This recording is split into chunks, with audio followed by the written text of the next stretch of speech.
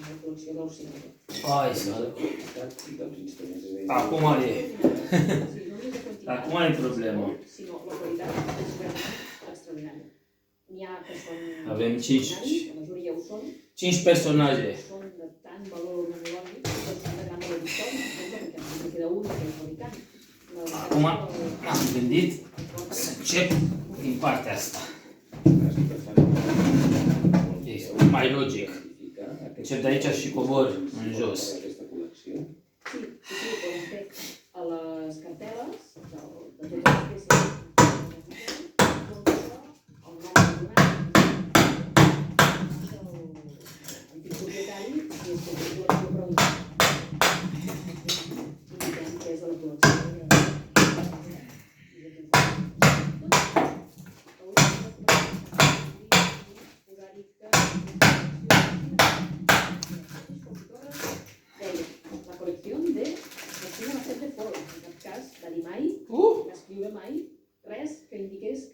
Avem o problemă. Am parlat de la col·lecció, era de l'Orsina. Bineînțeles că și asta se repară, dar nu trebuie să se rupă. Avui hem descobert una dona molt important, no només per În fine. pel Museu de la Música de Barcelona, vorbim mai târziu. al nostre país. Trebuie să Així és. o iau încetul. L'afany col·leccionista de l'Orsina i sense la seva voluntat. Am revenit. Deci am început prost. De ce? Pentru că am dat cu dalta și am rupt o bucată. Nici o problemă. Unde este? Aici. Bucata asta am rupt-o. Cred că nici bine n-a fost pusă, nu știu. Dar va veni, se va lipi. Cu rășina asta se va lipi bine aici. Și acum continuăm să descoperim. Să descoperim ce avem aici.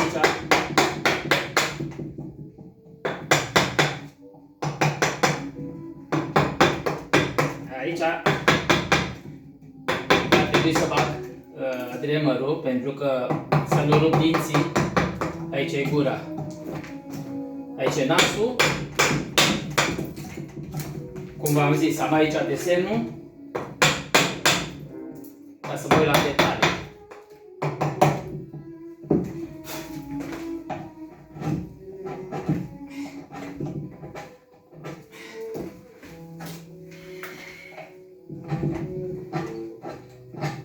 Astea sunt dălți pentru lemn.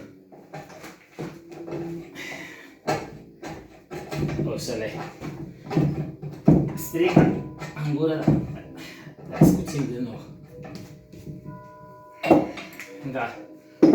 În fine, ca să nu filmez multe minute, că memoria telefonului e plină. O să mai iau o pauză.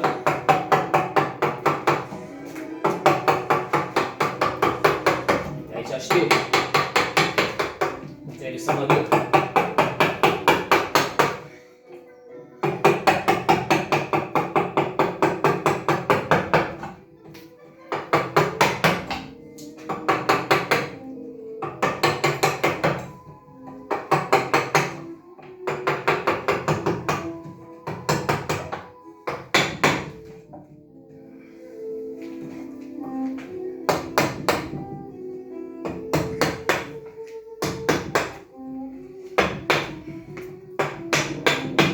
Aici e nasul.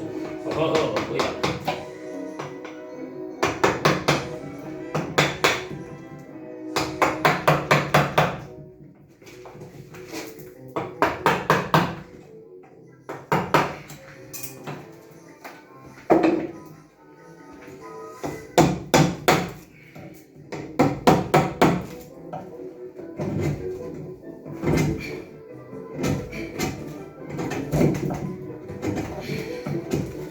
E muncă grea.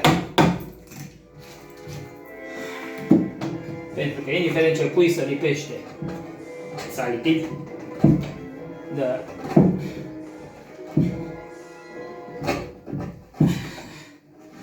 Apare dinții. Hai, mai luăm o pauză și mai vă arătăm mai încolo.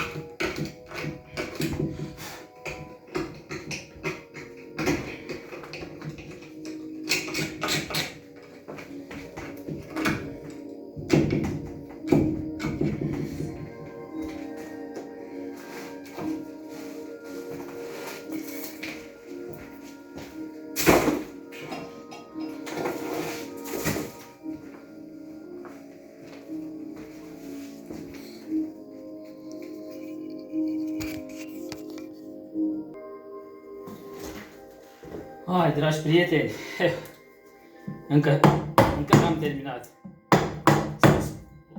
Trebuie să scot grosul ăsta. Și aici se ascunde o altă sculptură care trebuie să o descoper. Așa, ca o glumă am zis că azi voi fi un pic arheolog. Am descoperit calcificat aici de mii de ani o sculptură și vreau să o descoper.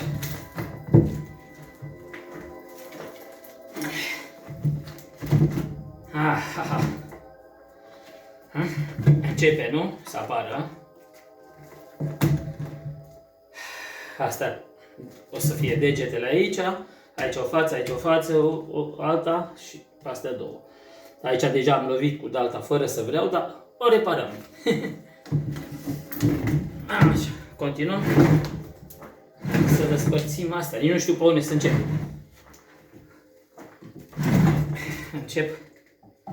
Încep aici. Ăsta e nasul. Lucrez de la 8, 4 ore jumate. Am luat 15 minute pauză.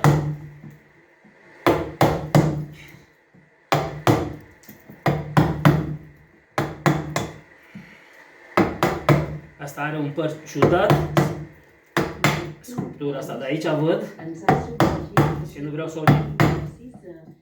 să o distrug. Uite, deja aici apare un defect, nu știu, cred că e bine. Câteodată nu sunt chiar așa de profesional.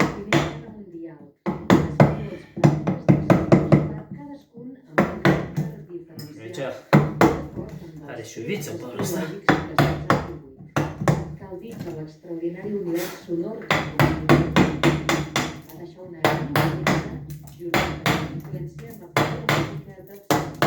Dacă dau mai mult decât 3, uite aici, atenție, cealaltă,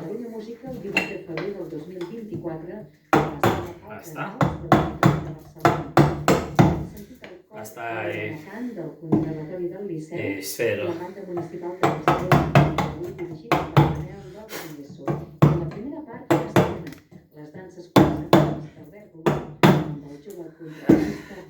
Mai luăm o pauză. Recordeu que tots els concerts els teniu disponibles al web.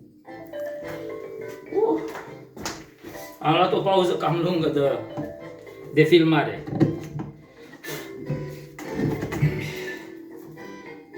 Foarte greu de scos ipsosul după...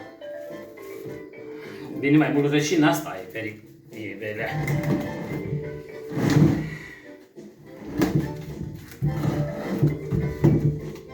Mai avem.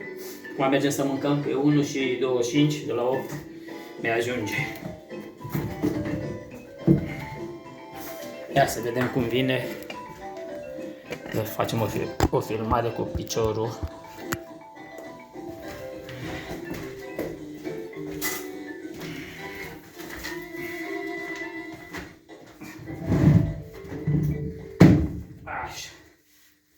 Deci, va trebui să o lipim aici. Într-o poziție... Ce frumoasă e! E cea mai frumoasă sculptură. Vai de mine! Nu există pe lumea asta de șpandă strung. Cine a inventat decât eu? Cine putea să inventeze așa ceva? Wow!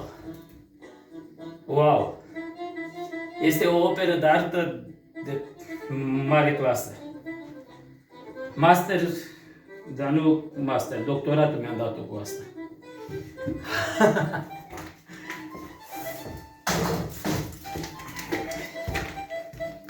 Hai. O să trebuiască după amiază. Trebuie scos toate astea. La dinți aici. Limba. E greu. Aici s-a rupt, dar cum am zis de la început, se va repara fără să vadă.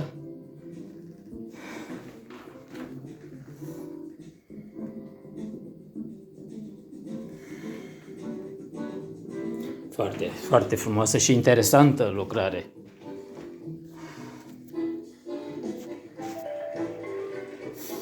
În fine, multă treabă, multă mizerie în primul rând, uitați-vă ce e aici. Este atelierul meu, o să trebuiască să fac o săptămână curățenie. Hai la masă, Doamne ajută! Mulțumit, Doamne ajută! Mulțumesc, Doamne! Mulțumit de lucrarea mea. Pot să spun că n-am dormit cu gândul să văd cum iese. La fel când am făcut viorile, la fel, același lucru am pățit-o. Nu aveam răbdare să văd ce iese. Hai, Doamne! Mai fac niște poze în timp ce filmez. Să fie pentru nepoți, strănepoți. Că și eu am aici de meu. Asta, cuțitul aia și cu rindeaua. Popescu Petre. Pepe. Hai, revenim după amiază. Sănătate!